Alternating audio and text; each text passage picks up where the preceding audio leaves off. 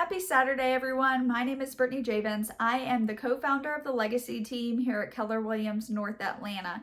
I wanted to make this video because I've had so many relocation clients recently, especially from California and New York, and the process is just so different from working with your agent to the closing attorney, lenders, title companies. It's just such a different process. So I wanted to make sure I made a video so that you understood the steps.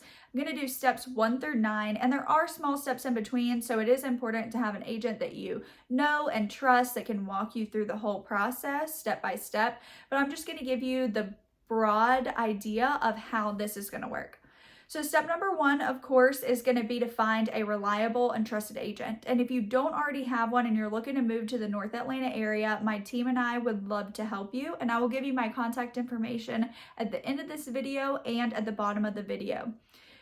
You're also going to need a lender. So we have lenders that we'd be happy to send you information about that can give you great terms so that you can get your offer accepted, or you can use anyone you want. We just have some if you don't have anyone. Number 2 is going to be to sign your buyer brokerage agreement. So you're going to sign that just saying, I work with you, you work with me, we're going to find you a house. You're going to also get your pre-approval if you need one, if you're needing to work with a lender, or you'll get your proof of funds together if you are paying cash. Step number 3 is going to be scheduling a virtual or in-person buyer consultation, just going over what you're looking for, and then scheduling those showings.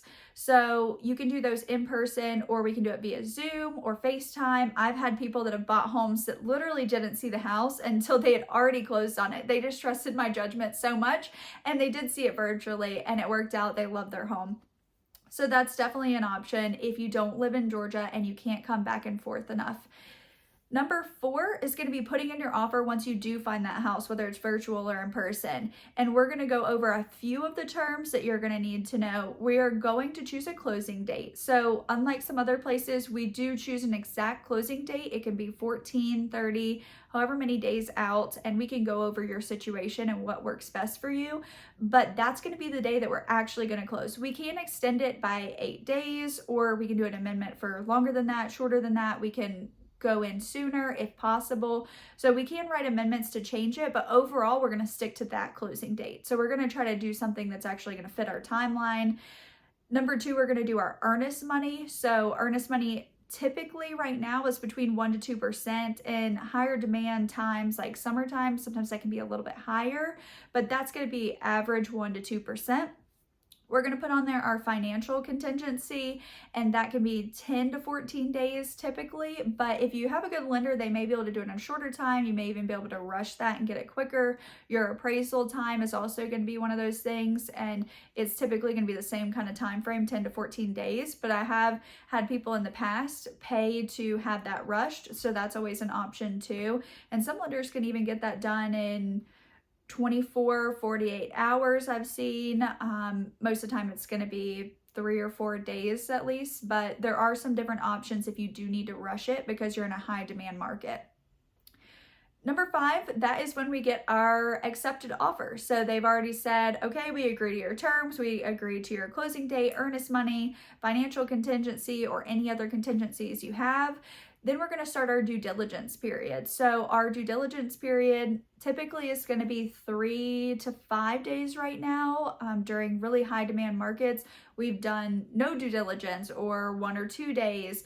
Right now, we can typically get the inspectors in within 48 hours, so you don't need a super long due diligence, but during a busier market, you may not be able to get them out as fast, so you may need a little bit more time.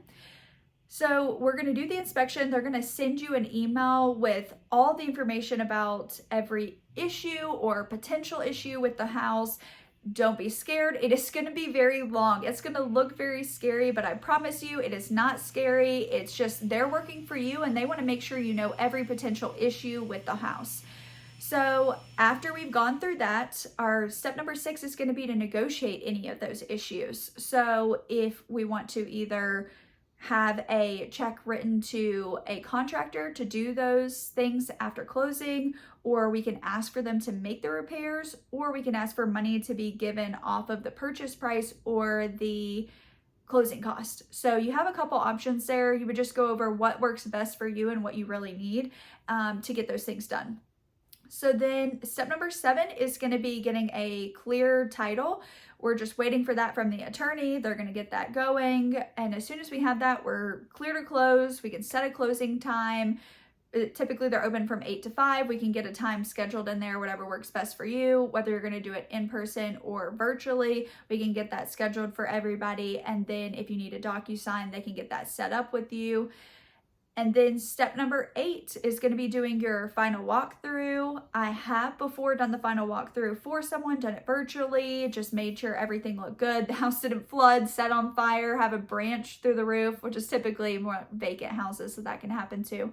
But just doing that final walkthrough within typically like 48 hours before the closing. Some people do it as close to 2 hours before the closing, just making sure nothing has happened, or you can just drive by, make sure nothing's happened after you did your walkthrough a few days prior.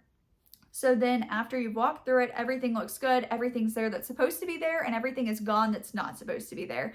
Then you're going to have your actual closing on the date you set on your offer. So we're actually going to go on that specific day. You're going to get your keys, you're going to get your garage door openers, all those things. If you're not here in person and you are a relocation client, then either agent may be able to pick that up for you and bring it to the house to meet you. I've done that.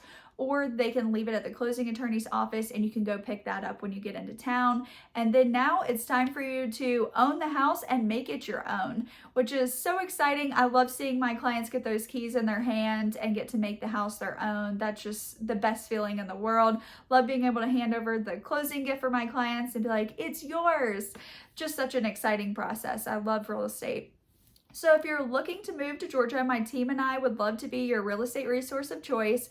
You can call me at 678-780-8238 or email me at britneyj@kw.com. If you've made it this far in the video and have not subscribed, that is crazy. Do that now. That way you can see more videos like this. Have a great week, and I can't wait to see you when you get to Georgia.